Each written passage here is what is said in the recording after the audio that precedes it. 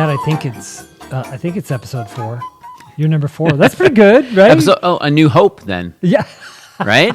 Let's go. That's right, A New Hope. All right. It took me. I'm not a Star Wars geek, but I saw that one first. I'm not right? way deep, but I know a few things. A New Hope. Well, that could be the moniker, the motto for the season for the Burlington Bees. Maybe right? we should do that since I'm on episode 4. Maybe we should roll with that. Burlington Bees general manager Tad Lowary is here. How long you had that job now? General manager since April of 2021. I was interim for that season, so then officially after that season. Yeah. So around August, September of 21, I officially became the GM. So for those who don't know, and even maybe some Burlington people don't know, Burlington Bees, not necessarily a minor league team. Tell us Correct. that status and what Burlington Bees are. Yeah, so now we are a member of the Prospect League, which is a college summer wood bat league. There's 18 teams in the league. We bring in players basically between their college seasons, so they do play their official season in the spring, and then some scrimmage type stuff in the fall. But they like to have their kids come out to different leagues and areas around the country. So we bring in our own players now. They're not supplied by the major league clubs. Yeah. So that's kind of the status or the type of league that we are. But Ted, there's a lot on the line for some of these players, right? For sure. Yeah. Yeah. They're, like I said, they're getting some additional reps, in during the summer. We do, occasionally have some scouts that come out. Some of our players have been drafted in the Major League Draft. In fact, last year, in last June's draft, we had a kid drafted that played for us the previous season, was drafted in the 5th round. We've had some others that have played with the Bees as a college summer team that have signed independent professional contracts, things like that. So, and several others from around the league that have played in the league that have gone on to be drafted or sign with professional teams. I'm sure you do have an office, but unlike it's a different kind of GM job. I mean, you're there at the games, probably every game. Oh yeah, greeting folks. Yeah. Coming into the park. Tell me a day on the job during the season. During the season, I mean, it depends. The potential is there for us to be there around 7 o'clock in the morning if we had to, tarp the field the night before, depending on, weather and things like that. We have to get the tarp off by, 8, 9 o'clock if it's going to be, warm and sunny that day, because that can potentially damage the field. So it can start pretty early. Typically, it's more like 9 o'clock. We, get in there and then start, kind of cleaning up from the night before, getting things ready for that game, set up any of the groups or sponsors, things like that are going to be out there that night for group outings and other stuff to get those set up and ready to go. Game time, gates open at 5:30 typically on a regular game. Other than Sundays, we play at 2 o'clock. Yeah. So we play day games on Sundays. What's that like? Like an opening day for you? I mean, have you been doing it? You said about 6 to 8 years, something like that. I actually started in 2019, so about 5 years. About 5 years. Yeah, 5 years. What's it like on an opening day?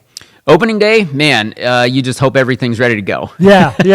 You do the best you can, get everything set up, the way it should be. And then, just hope there's no glitches that come up, which obviously typically there are, but sure. And then you just roll with it. You work those out the next game, right? Yeah. Right. You got quite a team over there with the Bees. On your side, not the team on the field, but the team off the field to make it happen. Yeah.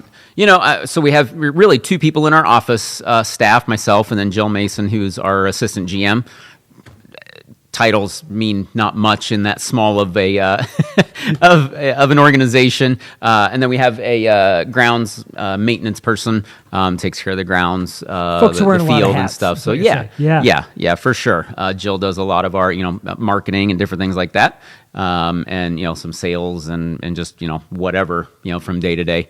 Both of us out there putting the tarp on and off the field, or hauling trash, or taking drinks from one storage location to one of the service areas, concession stands. So yeah, just whatever needs to be done typically. So the home opener this year is when?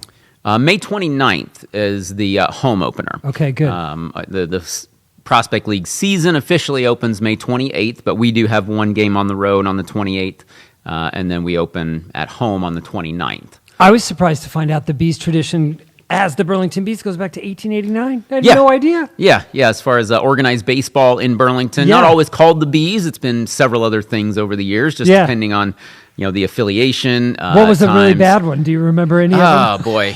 Really bad one, I don't know, but I know, in fact, when it originally started, they were the Burlington Babies. Okay. Or around that time. That's not great. When they first started. Not sure. I know there's history there. I don't recall the exact history of where that came from. Yeah. But then over the years, once then they were affiliated for a good stretch of time, we took the name of whatever club we were affiliated with. So we were the Rangers, the Astros, the Braves, Absolutely. And different things like that. Brewers in the 70s. And then after that, turning around, I think around early 90s, then we went back to being the Burlington Bees, no matter which club we were affiliated with. Yeah. So we just continued on as the Bees from that point. It's pretty cool to have a place like Community Field in a community like this. Yeah. You're born and raised in Burlington? Yes. So I've been here all my life. So always been around. Yeah, it has in one form or another.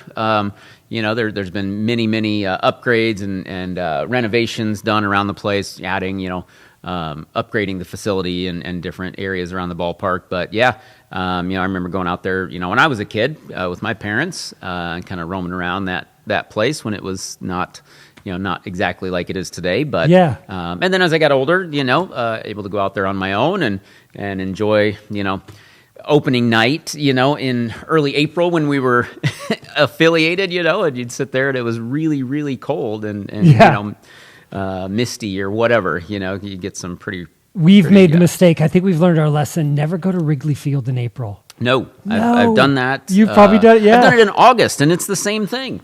It's where they sell the most hoodies and stocking blankets, caps. Yes. All those things. So did you grow up playing baseball? I did. I played Little League up until, 13, 14 years old. Yeah. Then kind of still followed baseball, was a baseball fan, but didn't really play any organized baseball after that.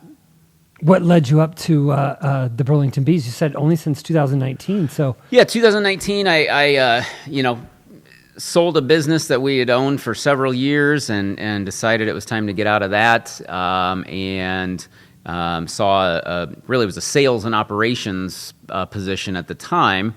So I took that position and got that in January of 2019, and did that really only for a year because after one season, because after that the fun started. Yeah. I guess it was October, November of 2019 when the original list of 42 teams that weren't going to be continuing, with the Major League affiliation. We were on that list simply because of our geography, the small market nature of the area and things like that. But we were pretty sure that, that we weren't going to be one of the teams that would be able, we tried, to do whatever we could to continue on as an affiliated team, but it just didn't really work out that way. So it'd be a pretty silly question to ask you how you were affected, or if you were affected by COVID, and of course you were. Of course, of course. So then all of that was happening, and then COVID, of course, came around in early 2020, and we weren't able to even have a season that year. The Major League clubs, decided they weren't going to supply, players, send them out to fill rosters for the minor league clubs.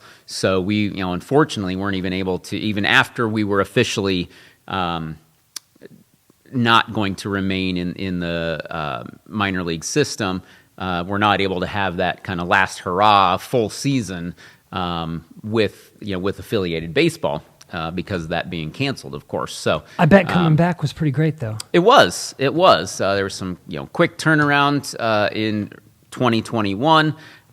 We had, officially joined the Prospect League, right around that time, and had started planning to play in that league.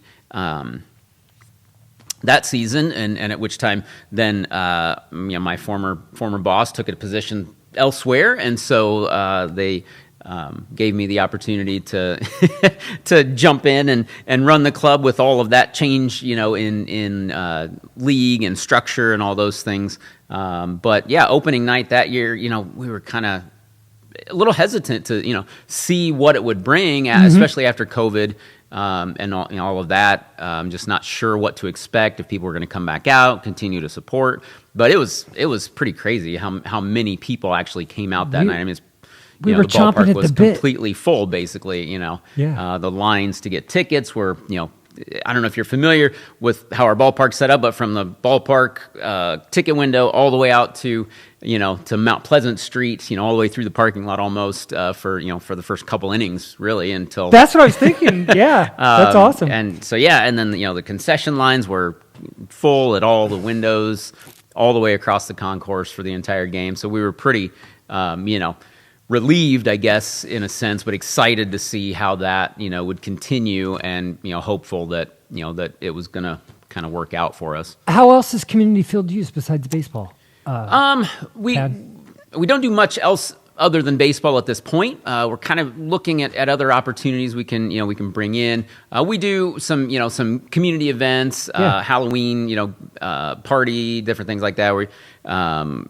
And we're able to show movies out there. We have a big inflatable screen that we do and put it up and do some movies and other events there. But we're looking at some other opportunities, trying to work and potentially bring in some decent sized concert. Hopefully. I mean, it's just one of the things we've talked about internally and looking at where we can find a way to get that accomplished. But it's a great facility for that. I know there's several other teams, baseball teams, even in the Prospect League, that do those decent sized concerts at their facility. So there's things we're working on and trying to get some other events out there. But it's mostly baseball, and it will always be mostly baseball. But, like I said, college, we have high school teams that play kind of in between our season through the summer. Yeah. As Iowa baseball, high school baseball's, right there in our Have you ever taken some pitches on the community field? I have. Yeah, can you get one out? No, not anymore. Maybe a few years ago. Yeah, sure. Yeah. I won't age myself. But so last year, it was our community basket day. People that are familiar with community basket, there was an unfortunate tragedy for the team that we were supposed to be playing that day. One of their players actually passed away, and so the funeral ended up being that day. So they were not able to, the team was going to go and be with the family and go to the funeral. So we kind of shifted gears and put the wheels in motion and brainstorming on what we could do to still have an event that day. So we kind of turned it into an inter-squad scrimmage. The coaches were out there playing, the pitchers were playing right field and playing second base, shortstop, things like that. Yeah. You made the best of it. Made the best of it. Yeah. I played right field for a couple of innings. My defense struggled a little. I didn't get as many reps, shagging balls as I needed to, but but it was fun. I was able to take some pitches and occasionally we'll get the staff, interns and stuff out there and hit some balls, shag balls, doing BP with the team, that kind of thing. So what can people expect in the 2024 season? A lot of the the same fun events, fun promotions, on-field games, all the theme nights and all the fun stuff for the kids and families, which is kind of our push is to get new fans, right? We have a lot of great fans that have been coming for a long time that still continue to support, but we're kind of the way we structure ourselves, market ourselves is to bring in younger families and kids and just see that grow. Absolutely. And get that out there. Night. So it's an affordable, family, entertainment, event. It's not necessarily a baseball game. It's a baseball game, but there's so much more. Yeah. We have the playground. We have areas where kids are out, playing, wiffle ball, with the foam balls and things like that. The softy balls you get at the stadium and they play, put games together and play. And lots of great things. We have, I think, 6 6 fireworks nights, including opening night, the last night of this last home game, which is July 30th. July 3rd, which is our bigger, typically bigger fireworks event. I think we have 5 alternate jersey nights, which we do, different themes for the jerseys and do those as fundraisers for local organizations, through an auction, in-game auction.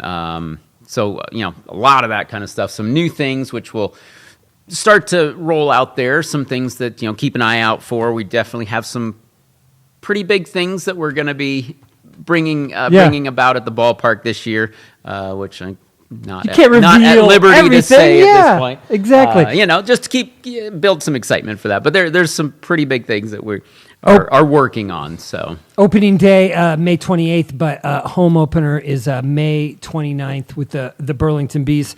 Went to school here, studied at Southeastern Community. What's that? Where'd you study at? You went to school Southeastern. Here? Yeah, Southeastern, Yep, I went to Southeastern. Yep, and born and raised here. Born and raised. And you're a runner, too. A little bit. Yeah. A little bit. Yeah. Do you do marathons? No, I haven't worked up to that point yet. I'm still pretty consistently 5Ks. Yeah, those are awesome. Yeah. That's my well, I bet challenge preferred distance at this point. Yeah. So. Well, there's a lot of just taking a walk downtown, you can get in shape here for sure. Burlington. Yeah. That's awesome. Well, Tad Lowary, thanks for being with us. Anything you want to add about the Bees? Everyone can check out the Bees on your website, just burlingtonbees.com, right? GoBees.com. GoBees.com? GoBees.com. We put a lot of stuff out on our Facebook and Instagram, so find us there as well. Yeah. A lot of the announcements and events and things like that. It won't be long. We put out that way. So, yeah. I mean, I think at this point, Southeastern will probably be starting out there, late March, first part of April, start playing their games out there. And so baseball will be happening, it's about a month. Yeah. So. Yeah, I watched a little spring training, Cubs and White Sox this weekend, so that was awesome. That started. Yeah. It got me in the mood. You get the itch for it, right? Then, Absolutely, to go and see some baseball. We go back to winter tomorrow and then spring again. Right, yeah, winter for a day or so and then more spring. Well, thanks for being here. Thanks for spending 15 minutes with us. Hey, thank you for having me. Enjoyed it. General Manager of the Burlington Bees, Tad Lowary. Opening day on May 29th, a big season. And stay tuned to that website for all the season's promotions. Absolutely. And bring the family on out. Tad, thanks for being here. Yep, thank you. Appreciate it.